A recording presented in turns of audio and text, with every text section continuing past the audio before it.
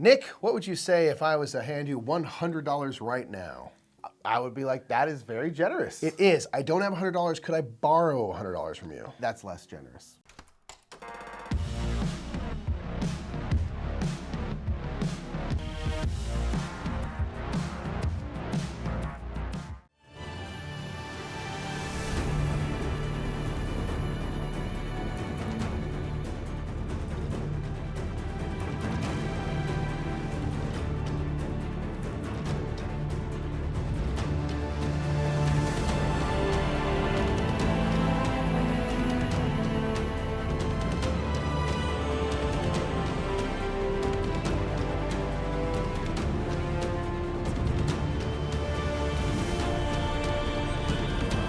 What's up, everybody? I'm Mike. I'm Nick. We are the Brothers Murph, and it's time for another Top 10 here. We're going to talk about games that seem to be very generous. They give you a lot of points. They give you a lot of resources. They don't make it so taxing to get stuff done. Yeah, and they're the kind of games where you're really struggling against it. You know, resources very tight are all very fun, but sometimes it's just fun if a game is giving you a ton of resources, giving you a ton of options, making things relatively easy for you. Doesn't mean they're not strategic, doesn't mean there's not a lot going on, but just games where it's like you're being given a lot, whether that's points, resources, whatever choices. Sometimes it greases the skids a little bit. Yeah, exactly. Just generous games. Let's go ahead and get into it.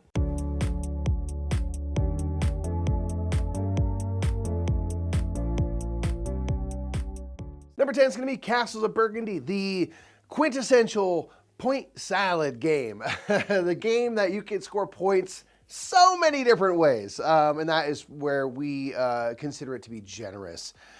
In this game, you are going to be rolling 2 dice on a turn. Speaking of generosity, you have workers you can use to manipulate the dice if you don't like the roll, which in my case, I never roll what I like, but I can at least fix it. And you are going to be using those 2 dice to do 4 possible actions. There are various depots around the board where you can take tiles. And you can take, if you use a 4, from the 4 depot, for example. And then you're going to be placing tiles onto your board, onto the matching number of spaces. All the spaces on your board show different dice values. So you can go onto a matching space and also having to match the color because there's animals and there's ships and castles and buildings, technologies you can develop as well. And, you know, the technologies are going to give you, or knowledge, as they're called, are going to give you various ways to break the rules of the game, which is extra generous. You can get mines, which will start producing silver each round, which you can use to get these special tiles from the middle of the board. Animals kind of have like a stack scoring where if you add to the same area and are adding an animal that's already present, you get to rescore that animal. So if I'm adding more cows where I already have cows or pigs or whatever, the same animals will score multiple times. So you can really kind of ramp up your scoring there. And on and on and on. All the buildings you build will give you something when you build them, and it's all about kind of trying to extract as many points out of your game as you possibly can, and you're gonna rack up some points.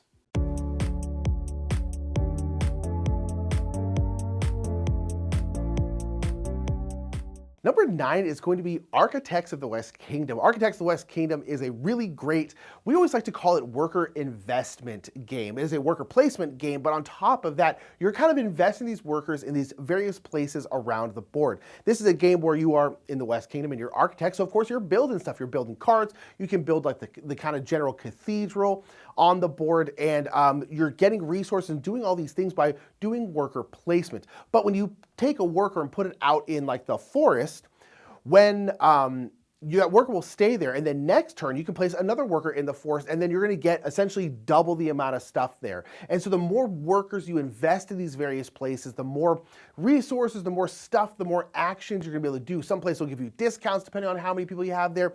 All this different kind of stuff that essentially is very generous in the way that the more you invest there, the better it's going to be. But at the same time, it's also kind of difficult to invest in a certain spot because of the fact, well, investing is very easy, but there's the looming threat that someone might come and take all your people and just send them to jail, which is also kind of generous in a weird way. You're kind of like, hey, I'm gonna take all these people, thank you so much. And so there's this kind of like weird, like, negative vibe in terms of that. Like, getting your people taken isn't good, but it's still generous for the person doing it. So this is a game that's kind of got this ebb and flow of generosity, but ultimately it comes down to that investment, right? And you're putting stuff out, it's getting better and better and better, and choosing where to do that is very, very fun and very, very good. And yeah, I don't know, we just find this one, again, like we said, to be particularly generous.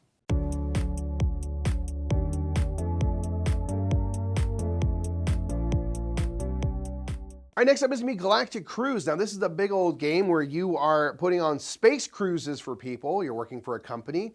And where I find this game to be generous, and this was the kind of game that made us think about this list, is that it is a big old heavy game where there's a lot to think about and stuff like that. But things like getting money, getting your resources to launch your ships and stuff like that are relatively easy to come by. There's lots of ways to get, ads to be able to advertise to potential customers and things. There's lots of ways to get the resources you need.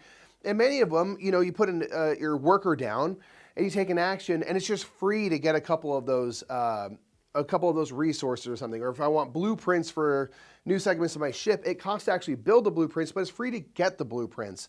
Things like that I find to be a little more generous than some other kind of mid-heavyweight Euros where even that kind of first step might have a cost to it. Here they kind of eliminate a few of those things, and it's a worker placement game, but there's no space that's blocked. You can bump opponents' workers from the space, but they actually get that worker back, and they get a little bit of a funding bonus whenever that happens, and then that means they can use that worker on the very next turn. So even that is something that is like a positive for the player that got bumped. Nothing bad happens to them as a result.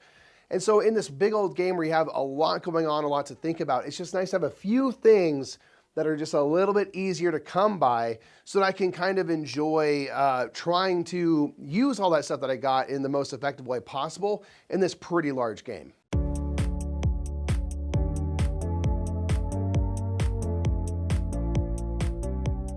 Number 7 is going to be Wingspan. Wingspan, a lot of engine builders feel very generous. We could have put Splendor on this list. There's a lot of other kind of engine builders that feel that way because building an engine, as you're doing it, you kind of get stronger and stronger and stronger, and it starts to feel very generous. It starts to feel like you're really doing a lot. Even though you're ultimately the one doing it, it's not necessarily the game doing it for you. Engine builders kind of feel generous in that way, and Wingspan is one of our favorite ones. This is a game where you are bird watching and you are collecting birds, or in this case, you're looking at birds, observing them, but you're getting these bird cards and you're putting them in these rows, either in like the forest or the grasslands or the wetlands, which is where these birds live. And then as you're going, you're getting more and more of these cards and building out your engine. But the game gets particularly generous because when you place kind of one of your little workers, one of your little cubes out there, you get to activate everything in that row. And that feels really good because it gets to do a whole bunch of different stuff. But it's also generous is because a lot of the cards will give you something, but then oftentimes will give you, will give other people something as well. So it might be like, hey, you get to draw 2 cards, but then everyone else gets to draw 1 card. In any game where you're getting stuff on other people's turns or other people are kind of forced to give you stuff, feels very, very generous. And you combine that with the fact that this is an engine builder, which in my opinion at least, always feels kind of generous, always feels like you're doing a lot. It just kind of culminates in this really, really wonderful, generous experience.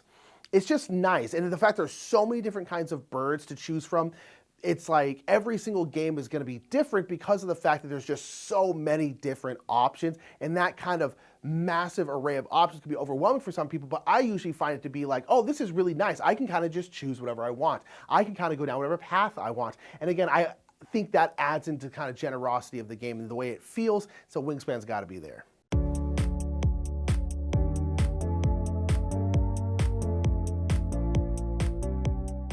Next up is going to be Space Base. We've talked about this game a lot, and I feel like the reason we do is because of its kind of generous nature. This is going to be a game where you are building a fleet of ships that are going to provide money, maybe income, and then ultimately victory points as you're racing to get to 40 points first. And as you buy new ships to replace your starting ships, which are rather weak, you are going to take those deployed ships and you're going to flip them upside down and tuck them behind your player board, and those are going to then become something that you gain when another player on their turn rolls that value. All of your depots are valued 1 to 12, and you're rolling 2 dice, and you can activate 2 different sectors using the individual values of the dice or combine them to get a higher value sector. And so it's so awesome to be off turn and be gaining all of this stuff. So when it comes back around to you, depending on how the dice roll out, you might have a ton of money to spend, so I can get a higher value ship on my turn, and you can kind of invest in certain areas. You can deploy multiple ships from the same sector. And so now if that gets rolled by another player, I'm getting a whole bunch of stuff, and it feels very satisfying as you're ultimately trying to build up this engine and then start to race toward getting all of those victory points. It's just very satisfying. It's a game that we always talk about, like you stay engaged with, because I want to pay attention when it's not my turn and see what the other people rolled, because I might be gaining something. So the game kind of just flies by as a result of that. It's just one that is just super fun. You know, it's been out for quite a while now, and like for us, it'll always be in our collection.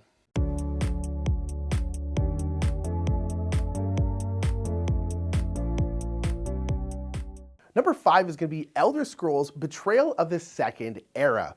This is an interesting one, and one we kind of debated about on this, and we ultimately were like, no, you know, I think it not only needs to be on this list, it needs to be in the top 5, because this is a massive game from Chip Theory, and this is a game that kind of goes against, I think, the grain of a lot of Chip Theory games, which are a lot of times very restrictive, again, which is very fun, but that's what they are. Elder Scrolls is not that way. Elder Scrolls is very open, and I think very, very generous. This is a game you're playing in Elder Scrolls, like Oblivion, Skyrim, that kind of world. And in those games, in those video games, which is what they're based off of, you can build your character however you want. You can choose their race. All the races have special abilities. You can choose their class. You can choose what skills you increase. If you want to be like two-handed or destruction magic or whatever, you can they're big and open, and they carry that through this game. But also where this game is very, very generous is the fact that, like, there's no money in this game. And I actually think that's a really big part of this game. Very often, you will go into towns, and in towns there's going to be items there. You can go to the shops. There's going to be a trainer there where you can train in new skills. There's going to be side quests available, guild kiosks, an alchemy station where you can refill potions. But none of that stuff costs anything. Most times when you go to a town, it'll say you're going to put out a certain amount of common items and then a certain amount of legendary items. And then you just put them out, and in town you have 2 actions. And you can spend both those actions just taking items, including the legendary ones. They're not any more expensive than the common ones. If you want to train in a new skill, you're like, I want to train in heavy armor, I want to train in illusion or something like that. It doesn't cost you anything to go to those trainers. Those trainers are just there, and you can just gain that skill. As you're going through these encounters in this game, you're constantly getting experience, and that experience is what allows you to get more of these dice. It allows you to increase things like your cooldown track, you can increase your health, your stamina, all these different kinds of things. And again, all that just comes from experience, which you're just kind of getting throughout the game anyway. And so you're not, again, having to pay for anything. Nothing in this game is particularly hard. You can build your character how you want. The game itself can get very hard with like the various battles that you're doing, but like running your character and stuff like that is not difficult. And on top of that, there's also this thing called the cooldown track, which is something that's very, very different from something like Too Many Bones. Too Many Bones, when you roll your dice, almost always, once you roll them, they're gone. You cannot get them back unless you have an ability to get them back. In this one, they will go down to a cooldown track at the beginning of your turn. What your cooldown stat is at, let's say it's at 2, that means at the beginning of your turn, you're getting 2 dice back from your cooldown track, which means you can roll, and then you have to wait a little bit, and then you get those dice back and you can go again. It just feels very, very, very generous. I love the fact that there's no money. You can get all this cool stuff. You can make yourself really, really, really cool just by playing the game.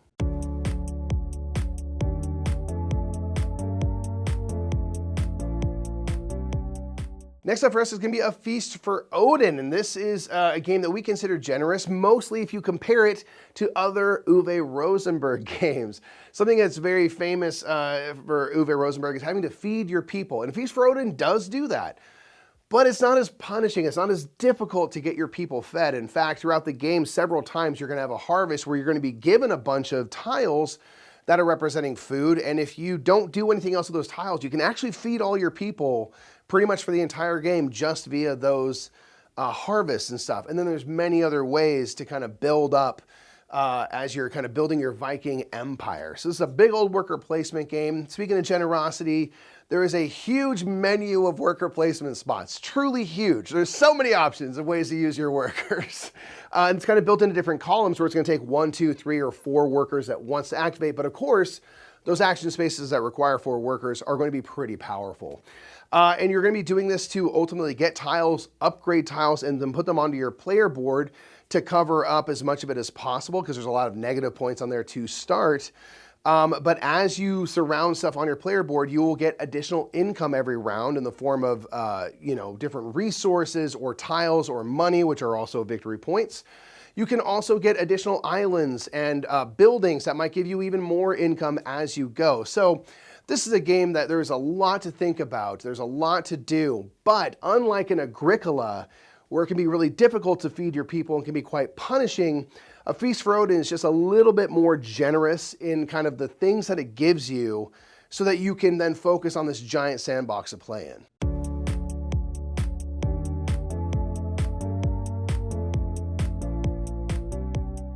Number 3 is going to be Witchstone. I really love Witchstone. Witchstone is a game that came out a couple years ago, and it was actually Aldi, who owns BGG, really loved this game, was telling us about it, and then we went and played it, and this game ultimately kind of went under the radar, unfortunately. I feel like it's a much better game than it kind of got the credit for. So give it a shot if you ever have a chance to. It's really, really good. This is a Reiner Knizia game that's got just combos on combos on combos. When we're talking about the generous list, we're like, we gotta have a combo wombo game, as we always call it. You gotta have a game where you're just comboing this into this, into this, into this, into this, because that always feels very powerful. It always feels very generous. And I honestly think Witchstone is probably the best one, especially that's not a roll and write. This game has got crazy combos, but this is a game where you are trying to build up you're a witch, and you're kind of building up these different kinds of actions in your kind of cauldron. You have these little like hexamino tiles, and they're gonna have actions on them, and you're gonna put them in your cauldron somewhere. And basically you're gonna get to do the actions on either side of that hexamino tile, but then you can make these kind of big clusters in your cauldron where, like, let's say one is like moving your witch around the main board, right? That's one of the actions. So if I put it down in the next round or a subsequent round, I put another hexamino down that allows me to do that action, but it's next to the previous one, that means that movement is even more. And so you can kind of build these big clusters of actions and then put a thing down and then just do this huge, huge, huge action. But then on top of that, being able to kind of build up your thing, kind of that engine builder stuff I was talking about, you also have insane combos where a lot of times, let's say you're moving your witch, you'll go over to this spot and you'll get this token, and that token allows you to do an action. And it allows you to do an entire other action, like the ones that are on your hexamino tiles. It's not like, oh, you get a little thingy here. It's like, no, you can now just do this entire action. And from that action, oh, you get this thing, and that allows you to do this action. You can go do this, and you just put together these insane turns that just get ridiculous, where a lot of times there's always like once or twice a game, every single person will do a turn where everyone goes like, holy crap, that was a lot. You just did a lot. Because it's like impressive how well you can combo this game. It just feels so cool. It feels so generous in that way where you're like, no, not only are you gonna do the action you're putting down here, not only can that action get absolutely killer because you've grouped them together, on top of that, within this action, you're gonna get the ability to do a whole bunch of other actions. It's really, really good. If you like combo-y, combo-wombo games, you gotta try Witchstone.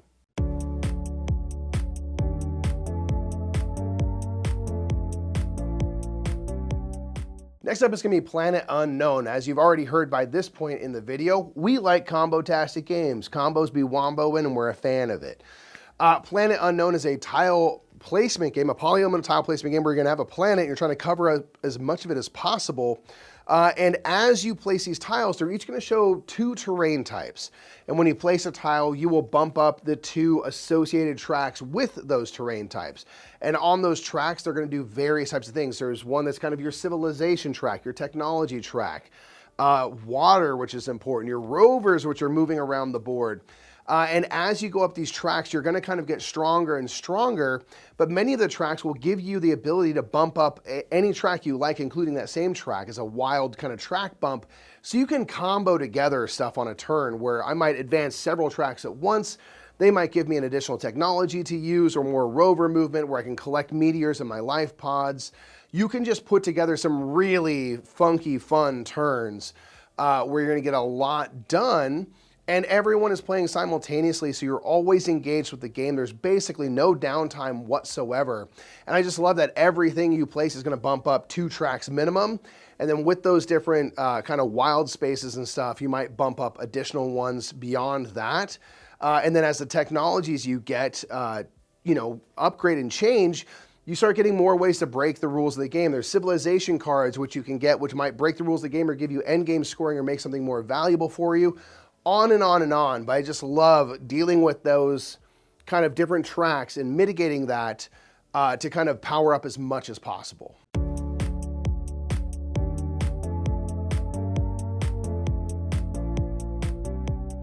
And number 1 is going to be Earth. We've talked about engine builders a couple times. Again, I think engine builders feel very generous.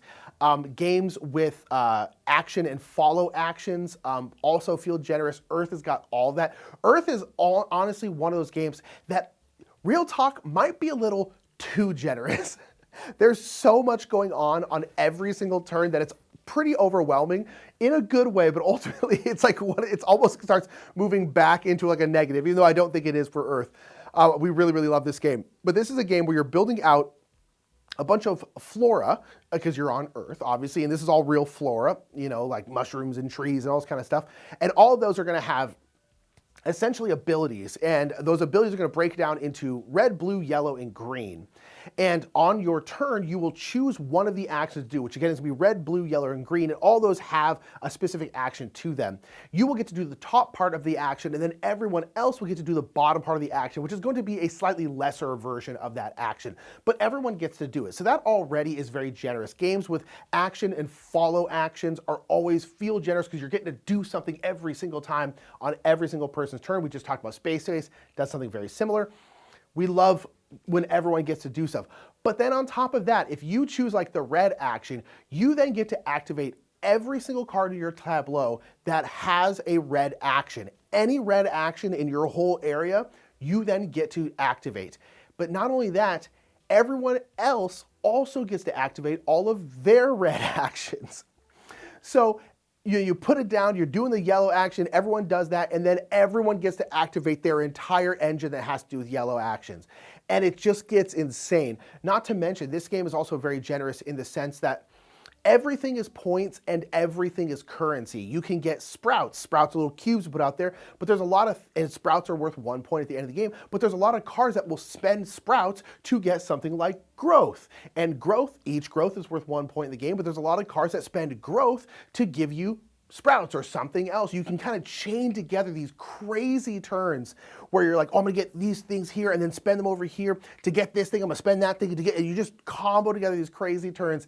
And the fact that not only is it action and follow action, on that follow action, everyone gets to activate all of their stuff all the time. It's just insanely generous. Again, sometimes, especially near the end of the game where everyone has a bunch of cards, it can get almost overwhelmingly generous, but nonetheless, it had to be the top of the list because it's just the most generous one out there. So those are 10 games that we find fairly generous so. ourselves. Let us know what you think about our list in the comments below, and also provide a list of your own. We'd love to see what your picks are for games that you feel like, man, this game is nice to me. It gives you a lot. It gives you a lot. It does give me quite a bit. So get those in the comments below, and we'll see you in the next Top 10. Bye, everybody.